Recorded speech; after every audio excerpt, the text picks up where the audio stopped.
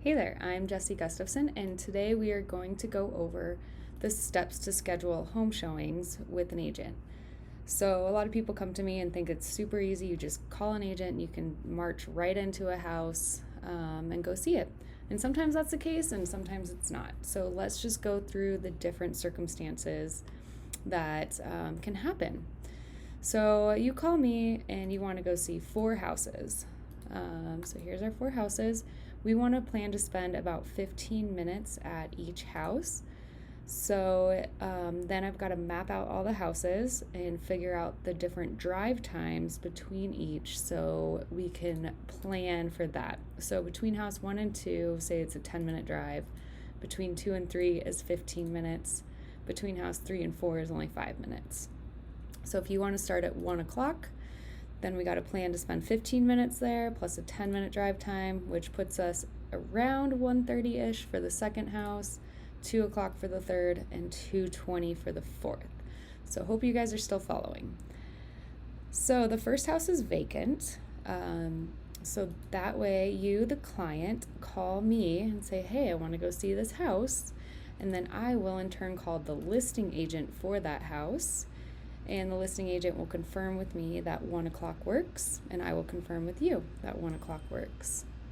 So the next house is owner-occupied. This is where it starts to get a little more complicated. So you, the client, call me, say, yep, let's go see that one at 1:30, and then I will call the listing agent, and he will call the seller, since the seller is still living there, and confirm that 1:30 still works for the seller and be like, hey, can you be out of the house around 1:30 and get it ready for a showing? Seller's like, yep, 1:30 works. So he calls the listing agent, who calls me, who then confirms with you. So the third house is tenant occupied, and with these we typically need at least a 24-hour notice in order to show these houses. So you, the client, call me, who calls the listing agent, who calls the seller, and then the seller will call the tenant. And the seller in this case can sometimes be a property management company, but just depends. So then the tenant will be like, yep, tomorrow at 2 o'clock works. Thanks for the notice. He'll call the seller. Seller will call the listing agent, who will call me, who will confirm with you.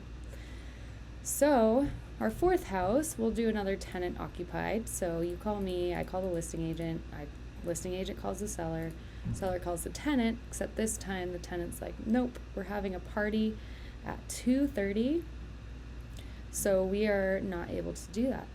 So then she's like, but you can come at 1. Great, we already have a house planned at 1. So then we've got to go back and redo everything.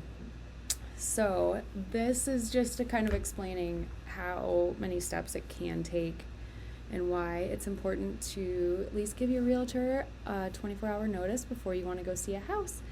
Doesn't matter all the time, but sometimes it does. So if you have any questions, please reach out to me, as I'd love to help. Thanks. Hope this helps.